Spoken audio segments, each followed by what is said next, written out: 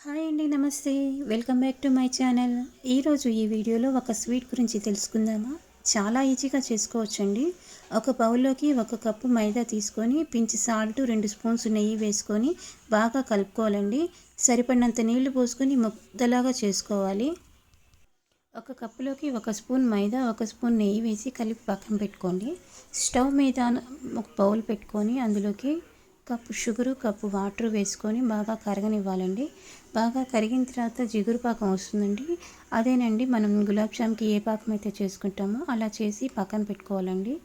వీడియోలో చూపించిన విధంగా పిండి ముద్దని మడతలు పెట్టుకుంటూ మధ్యలో నెయ్యి మిశ్రమాన్ని రాసుకుంటూ మడతలు పెట్టుకొని అన్నీ తయారు చేసుకోవాలండి. ఈ వీడియోలో ఏ విధంగా చూపిస్తున్నామో అలా తయారు చేసుకొని పక్కన పెట్టుకోవాలండి.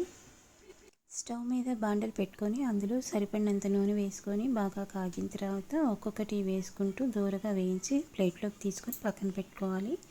మనం పాకం రెడీ చేసుకున్నాం కదండి, ఆ పాకంలోకి ఒక్కొక్కటి డిప్ చేసి 1 నిమిషం పాటు పాకమంతా దానికి పడుతుందండి. అంతేనండి, మడత పూరి అనేది రెడీ అయినట్టే. మీకు నచ్చిందా ఈ రెసిపీ? నచ్చితే మీరు కూడా తయారు చేయండి. ఎలా కుదిరిందో నాకు కామెంట్లో కామెంట్ చేయండి. ఈ వీడియో మీకు నచ్చినట్లయితే లైక్ చేయండి. మీ ఫ్రెండ్స్కి, రిలేటివ్స్కి షేర్ చేయండి. సబ్స్క్రైబ్ చేసుకోండి.